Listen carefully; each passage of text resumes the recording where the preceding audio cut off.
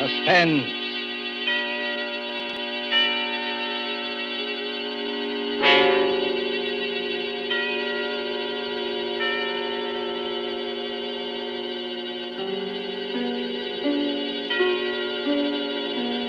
This is the Man in Black, here again to introduce Columbia's program, Suspense. Heading our starring Hollywood cast this evening is Mr. Paul Lukas, and with him are Miss Heather Angel and Mr. Bramwell Fletcher. Story by John Dixon Carr, dealing with strange, very strange happenings in a London curio shop, and called Mr. Markham, Antique Dealer, is tonight's tale of suspense. If you've been with us on these Tuesday nights, you will know that suspense is compounded of mystery and suspicion and dangerous adventure. In this series are tales calculated to intrigue you, stir your nerves, to offer you a precarious situation, and then withhold the solution till the last possible moment. And so, with the performances of Heather Angel, Bramwell Fletcher, of Paul Lukas as Mr. Markham, Antique Dealer, we again hope to keep you in suspense.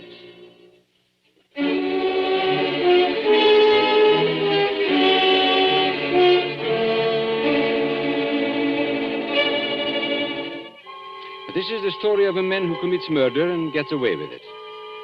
Does the idea shock you? Do you believe that justice must always be done?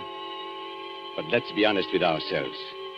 You and I needn't be cynics to know that justice is very seldom done. Innocence flinches. Guilt is childlike and bland. Innocence is imposed upon. Guilt can encompass all things, even a successful murder. And I know this because I was the murderer, you say? Oh, no. Inquire at Scotland Yard. I was the victim. In Bond Street, not far from Piccadilly, there used to be an establishment, which in a less fashionable part of town would have been called a shop. On the windows, in letters as discreet as a visiting card, were the words, Charles Markham, Antique Dealer. Such a delightful fellow, Markham. Such a character. 30 years ago, yes, as long as that, this antique shop was a dingy place, despite deep carpets and crystal chandeliers. It rustled with the ticking of 100 clocks. It was shadowed by damascened armor and the loom of tall tapestries. And late one summer night, when the shutters were long closed on those windows, a four-wheeler drew up before the door in the gas-lit street.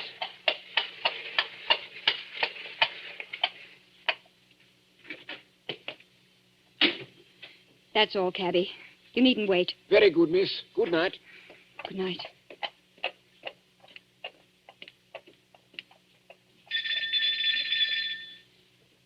He must be here.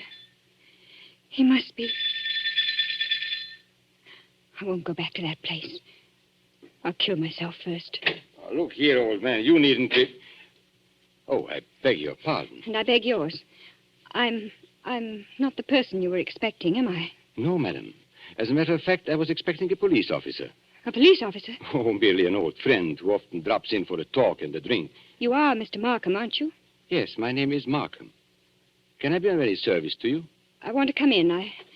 I want to buy a present for somebody. Now, really, madam, this is hardly the time. Yes, I know it's late, but... It's nearly 1 o'clock, madam. Surely tomorrow morning will be... That'll be too late. This is a special occasion. It's a birthday present. That's it. A birthday present. I've got to deliver it before breakfast. And Sir George Lytle says this is the only place in London to buy antiques. Sir George flatters me. Won't you let me come in? Just for 5 minutes. Well, under the circumstances, madam, I think it might be managed. Now, one moment while I put some lights on. No, please. That one little light will be enough. But you won't be able to see anything. That doesn't matter. I'll trust to your judgment. Just as you like. This way, madam. What's that? That noise? Oh, you mean the clocks, madam? There are more than 100 clocks in this room. I'm very fond of them. Don't they get on your nerves? Ticking away together like a nightmare? Striking the hours together? They don't strike together, madam. When the hour approaches, you will hear a musical din that lasts for some time. Might I interest you perhaps in a clock? No. I hate them. Now, all the same, this grandfather clock might amuse you. What about it? Observe the signature. Johannes Carver, Londini, Fecit A.D., 1752. You could see better, madam, if you raised that veil. I'll keep my veil down, thanks. Just as you please. But look at the clock. I open the glass face like this. Then I push the second hand forward like this, and... 1 o'clock and all's well. 1 o'clock and all's well. What was that voice? Only the clock, madam, nothing more. The clock spoke. Clever, isn't it? A device of old John Carver, anticipating Mr. Edison's gramophone by more than 100 years. Oh, but you don't like clocks. No. May I ask whether the present is for a lady or a gentleman? It's for a man. Oh, has he some knowledge of antiques? Yeah. I mean, Furniture, perhaps. Porcelain, bronzes, tapestries, weapons. he might be very much interested in weapons. Then Yes. I imagine his name is Mr. Ronald Gilbert. Now, will you tell me, Miss Ray, why you really came here tonight? So you know who I am. Naturally. You are Miss Judith Ray. And why did you come here? I wanted to see what sort of a man you actually were. Oh, and have you found out? No, but I won't go back to prison. I won't. As you will. But since it's to be a business conference, Miss Ray, and I imagine it is, Yes. well, then suppose we go into my office, here at the back of the shop. Will you precede me? Thank you. Oh, you must excuse the dust covers I've put on the chairs here. I'm leaving for a holiday tomorrow, and the shop will be closed. When I return next week, Miss Ray, I shall expect the amount requested. In cash, of course. But I can't raise 2,000 pounds. You ought to know that. Well, your fiancé could raise the money, I imagine. Ron? Do you think I'd have Ron know where I've been? Or what I've been? It's better than having his father learn it, surely. Now, sit down, Miss Ray. I'd rather stand, thank you. Now, that's a very foolish gesture, but the ladies will do it. They think it gives them dignity and shows the disdain of the poor blackmailer. You see, I make no bones about it. I am a blackmailer. You seem rather proud of yourself. Why not? I am the one person in England, perhaps in the world, who has made it a large-scale business. Congratulations. And what is all lifeblood but blackmail? The child says, if you don't give me that, I'll scream. The grown woman says, if you go on behaving like this, I will leave you. Your sex, Miss Ray, are blackmailers from the cradle. You know, Charles Markham, I wonder... Yes? I wonder if anybody's ever hurt you very much. Hurt me? What do you mean? When you talk about the world and people in general, your face goes white under the eyes. You pick up that letter opener from the desk. Not a letter opener, please, Miss Ray. A Medici dagger. 16th century work. It isn't the money that really interests you. is I it? don't understand. You hate the world. You just want to torture people, but you think you've been tortured. Isn't that so? This is a very sharp dagger, Miss Ray. If I throw it down on the desk, it sticks. Like that. Isn't it so, Charles Markham? My motives, Miss Ray, aren't in question. I wonder. Whereas your motives are. Now, let me see. 10 years ago, in 1903, a certain girl called Letty Wilson, your real name, I believe, fell in love with a rather contemptible underworld character named Arthur Aker. Please. No humiliation was too great for her.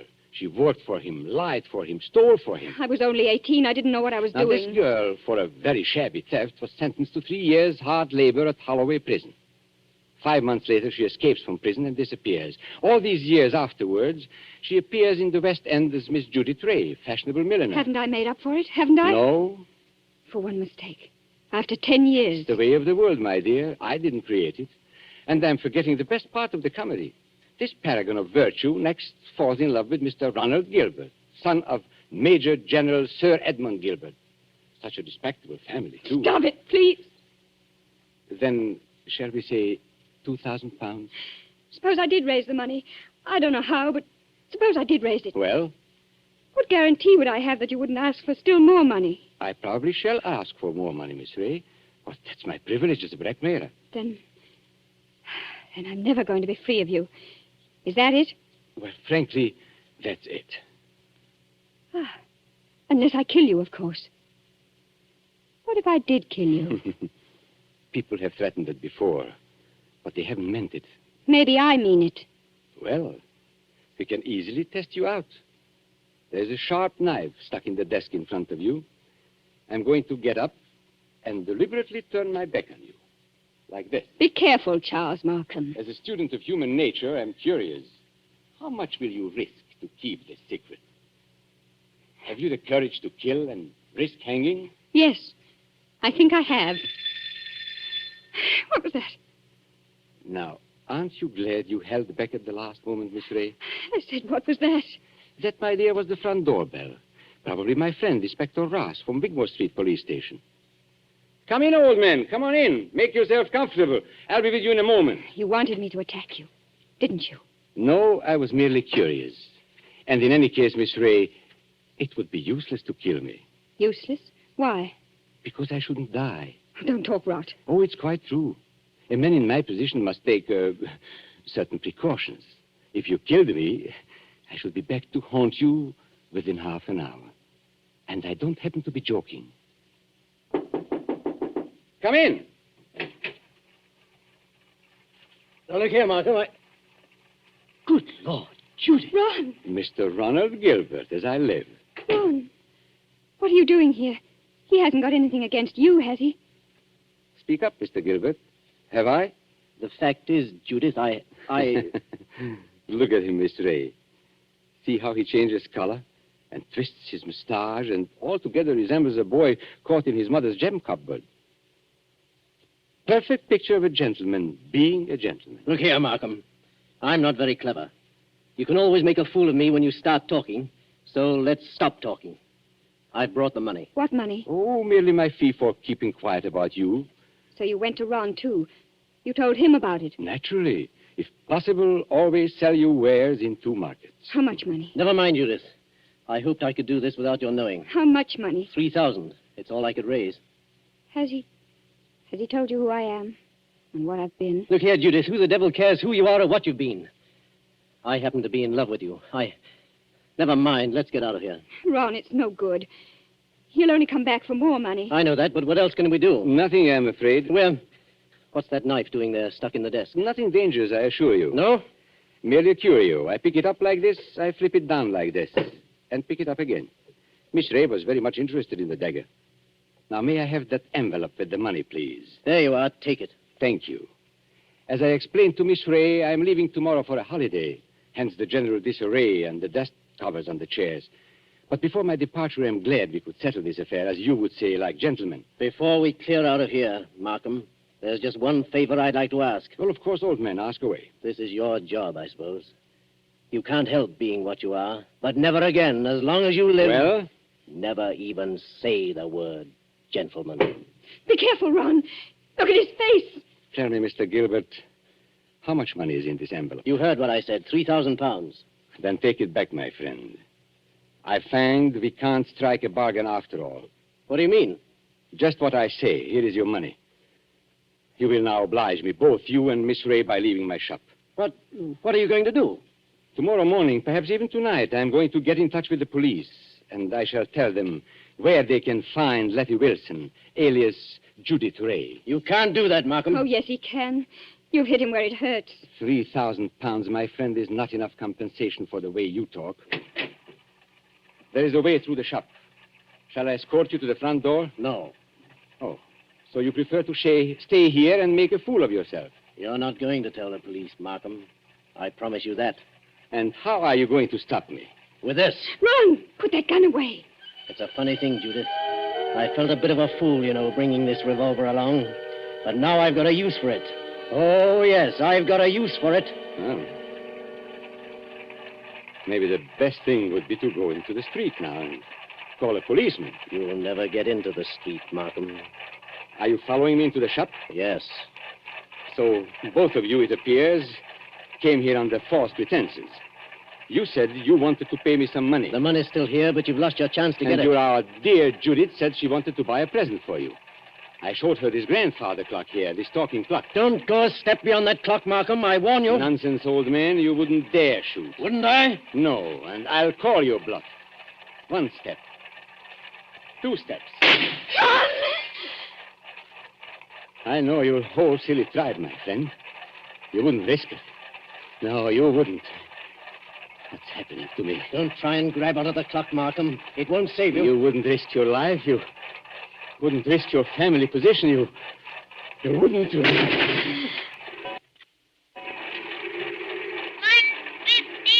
and all's well. 1:15 and all's well. I had to do it, Judith. Don't you see? I had to do it. Did you... Is he... Oh, yes. Yes, he's done for. I tell you, I had to do it. Shh, keep your voice down. Why? That shot sounded like the crack of doom. I wonder if anybody in the street heard it. You mean the police? Yes, Ron. What in heaven's name are we going to do? Steady, steady. We'll find a way out. Maybe he's not dead, Ron. Go and look at him. He's dead, all right. Please, Ron. Go and look at him. Well? Shot through the heart. The bullet went clean through him and smashed the face of the grandfather clock. That's all I can see in this dim light. This isn't happening to us. It can't be I've happening. got to think, but it's hard to think. You see, Judith, I'm not in a rage any longer. I'm just numb and a little bit scared. You're not going to give yourself up. And have this whole thing made public? Not likely. Wait a minute. There may be a way out. What way? He said he was going for a holiday. Remember? Well, suppose he did. That gives us time. It means his absence won't be noticed. The shop will be closed. Nobody will come here for days. And certainly nobody will come here tonight. And... What's that? The police officer. I forgot the police officer. What police officer? A friend of Markham's. Inspector somebody or other from Wigmore Street. He's inspected here tonight. Then we're finished. No, Ronnie. We're not finished. He can't see anything out there. The shutters are down and the door's covered. Could you pick Markham up and carry him? Yes, I could. Why? There must be a back way out of the shop, probably in the office. Hurry, Ron. I don't like to touch him. Hurry, Ron, please. He's as heavy as a sack of meal. He seems to be looking straight at me. I know. Everything here seems to have eyes and move a little in the shadow. Didn't you see the expression in Markham's eyes just before you... No, I didn't. He seemed to be looking behind us, or beyond us. I don't know how to describe it. And he said something, too, that scared me. He said he couldn't die. He said... Close the door, quick. This police officer, Judith, he can't get into the shop, can he? Of course he can.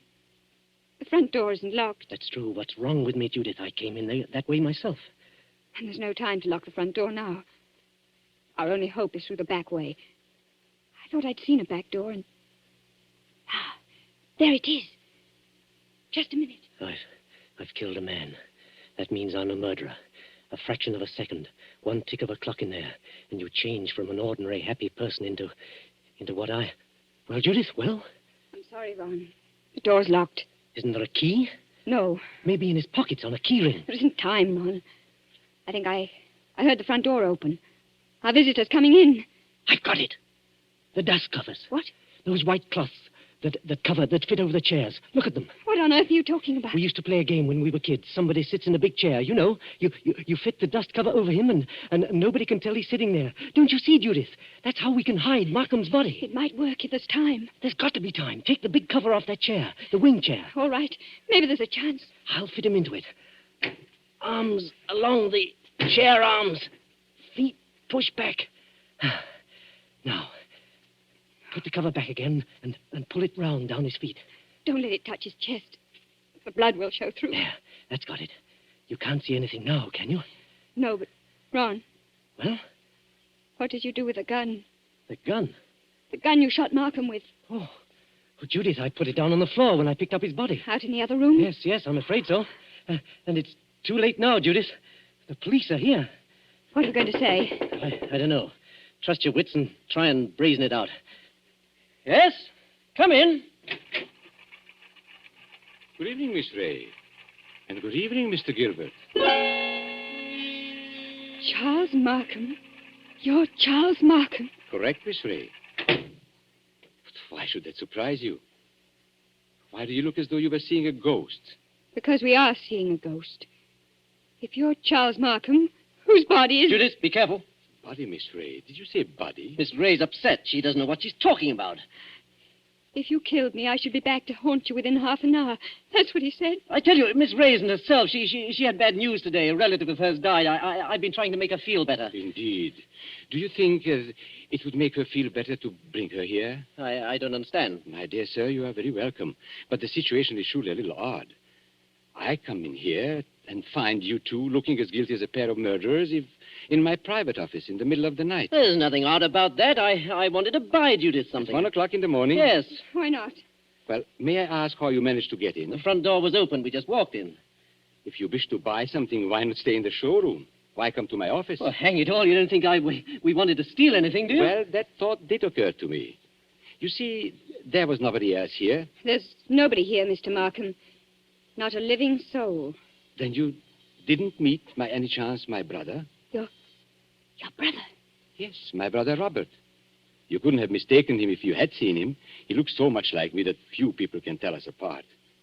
Oh, so that's it. Poor Robert often deputizes for me. He's learned to act like me, think like me, and talk like me. But he doesn't like the work very much. Of course, you know what my work really is. Is this part of the game? Are you trying to play cat and mouse? Robert is an idealist. He thinks, poor fellow, that my profession is beneath contempt. But he acts the part and acts it well because I pay him. And I find it useful to have a double who will run risks for me. What have you done with his body? We haven't done anything with him. If you've killed Robert, my friend, you've committed a totally useless murder. You don't see him here, do you? No, but I see his handiwork. Meaning what? I've warned him many times about throwing a knife down on a polished desktop. Those scratches on the desk are fresh scratches. Of course, if you give me your word of honor that he's not here... Of course, he's not here. Well, in that case, all we can do is sit down and make ourselves comfortable. Will you sit there, Mr. Gilbert? And you, Miss Ray, in that wing chair by the window. What's wrong, Miss Ray? Why don't you sit down? Because I prefer to stand, thank you.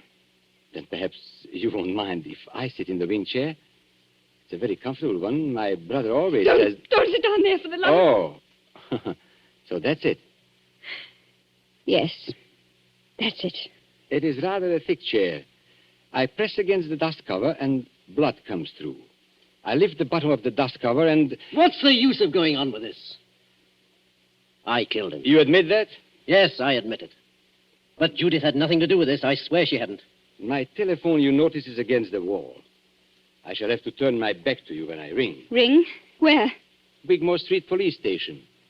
Oh, no. Give him a chance. Please give him a chance. Hello? Hello, operator. I want Regent 0586. I won't let them take you on. I 0586. won't. It's no good, Judith. I killed a man. I meant to kill him. That's all there is to it. A very sensible attitude, my friend. And if the lady has any idea of flying at me with that knife, just notice what I've got here. A .32 revolver, one chamber fired. Picked up off the floor in that room where... Hello? Hello, Wigmore Street Police Station. For the last time, Hello? Mr. Markham, won't you give him a chance? Be quiet, Miss Ray. May I speak to Inspector Ross, please? Inspector Ross speaking. Oh, isn't that Mr. Markham? Got it in one, Inspector. Charles Markham here. I understand you were going to drop in and see me tonight. Well, I intended to, Mr. Markham, but I'm afraid I can't make it now. Oh, why not? Anything wrong? Only a robbery in Davies Street, but it's likely to be a long job. Sorry I can't get there. Well, that's perfectly all right, Inspector, because actually I rang up to make sure you wouldn't come here tonight. You see, I've got a lot of work to do, and I'm leaving for Eastbourne early tomorrow morning. Let's make it some other time, shall we? Oh, glad to, Mr. Markham. No crimes being committed up your way, I suppose? No, Inspector. It's as quiet as the grave. I've never known a more peaceful night. Goodbye. Why did you do that? Now, please, don't excite yourself, Miss Ray. Didn't you hear what I told the Inspector? Yes, but is this some more trickery? Trickery? How can it be? I don't know. That's what I'm asking you. I should call it generous when I let my poor brother's death go unavenged. You're not doing this without a reason. Naturally not. But has it occurred to you, either of you, that I might not want my business dealings revealed in court? What are you driving at? And has it also occurred to you that a man's double, who looks exactly like him, and shares all his secrets may become a danger rather than an asset. He knows too much. He wants too much, and so... I think I understand. You're glad he's dead. Not glad, my dear. You shock my brotherly feelings, but definitely relieved. Look here, you can't get away with this. Get away with it, sir? Aren't you forgetting that you are the murderer? Then what are you going to do? No, it is very simple. We three, in an unholy partnership, will dispose of Robert's body. Or would you rather hang? He's got us, Ron. There's no other way. But how can we dispose of the body? This seems worse than killing him. It's filthy, cold-blooded... Practical necessity. And as for disposing of the body, nothing is easier. We shall simply gather and...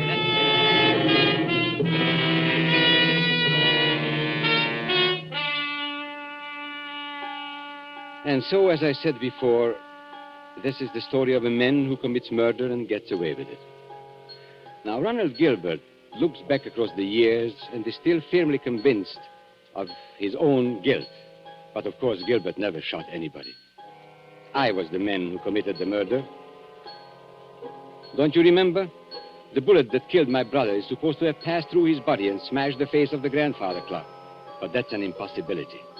The face of a grandfather clock is much higher than the heart of a man. You see, 2 shots were fired at the very same instant. Gilbert missed and smashed the clock face. I fired from the door of the office and did not miss.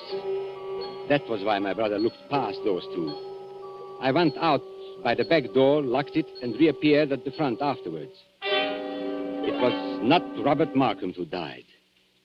I am Robert Markham. It was Charles who died that night. And I killed him to stop forever the wholesale blackmail that was poisoning the lives and blasting the hearts of 1,000 half-crazed people. His records I destroyed, his correspondence I burned. He is dead and gone. I have assumed his name and identity ever since. I committed a murder. And yet, if you sat on a jury, dare you say that you would condemn me? Come now. Would you?